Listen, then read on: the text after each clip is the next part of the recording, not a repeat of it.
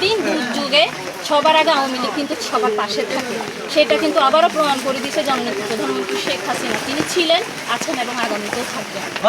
আমরা এই মুহূর্তে তার প্রেক্ষিতে এখানে দেখতে পাচ্ছি বাংলাদেশ আওয়ামী লীগ থেকে এখানে ত্রাণগুলো বিতরণ করতেছে। ওনারা কত পরিবারকে ত্রাণ বিতরণ করেছে এই পর্যন্ত এবং কী দিচ্ছে আমরা সেই বিষয়টা ওনাদের থেকে জানতে চাইবো। আপনারা এখানে ইতিমধ্যে কত পরিবারকে ত্রাণগুলো বিতরণ করছেন? আমরা এখানে মূলত 100 থেকে 120টা পরিবারের জন্য নিয়ে এসেছি। এই পর্যন্ত আমরা কিছু পরিবারকে দেওয়া হয়েছে।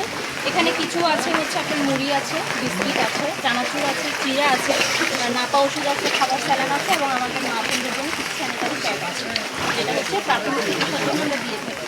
আর আমি মনে করি দলবল নির্বিশেষে আমরা সবাই মানুষের জন্য মানবতার দিক থেকে চিন্তা করে আমরা জননেত্রী প্রধানমন্ত্রী শেখ হাসিনা আমাদের সকল রাষ্ট্রনায়ক তার নির্দেশে আমাদের চট্টগ্রামের 8 নং লোকসভার কাউন্সিলর এবং চট্টগ্রাম মহানগর আওয়ামী লীগের নেতা কাউন্সিলর মোর্শেদ আলম ভাইয়ের সহযোগিতায় এবং তার প্রেক্ষিতে তার অর্থায়নে আমরা আজকে 100 থেকে 150 পরিবারকে এই সহযোগিতাটা করতে পারছি।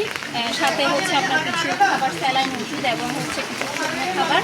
এবং আমি আমার জায়গা থেকে এবং আমাদের নেত্রীর জায়গা থেকে বলবো আপনারা সবাই স্থান থেকে এগিয়ে আসুন। কোনো দল বল এটা চিন্তা না করে সবাই মানুষের জন্য এটা ভেবে যেই পরিবারগুলো আমরা এখন পর্যন্ত যতগুলো পরিবারকে দিয়েছি খুব কঠোরভাবে দেখেছি। আমার চোখ দিয়ে পানি চলে এসেছে, তারা পানি বন্দি হয়ে আছে, তাদের দেওয়াল ভেঙে গেছে। এই জিনিসগুলো থেকে মানুষকে বেরিয়ে আসতে হবে যে মানুষের জন্য। আমি মনে করি যে আমরা সবার আগে মানুষ সত্য, তাহার উপরে নয়। দুর্দিন দুর্যোগে সবার আগে আওয়ামী লীগ কিন্তু সবার পাশে থাকে। সেটা কিন্তু আবারও প্রমাণ করে দিয়েছে জননেত্রী প্রধানমন্ত্রী শেখ হাসিনা। তিনি ছিলেন, আছেন এবং আগামীতেও থাকবেন।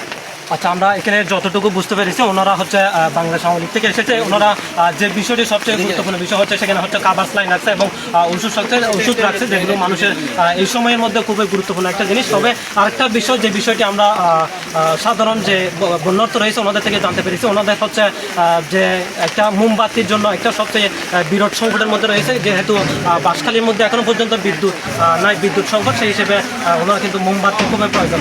এ হচ্ছে এখানকার সর্বশেষ আপডেট। ধন্যবাদ। আসসালামু আলাইকুম, ভালো থাকবেন।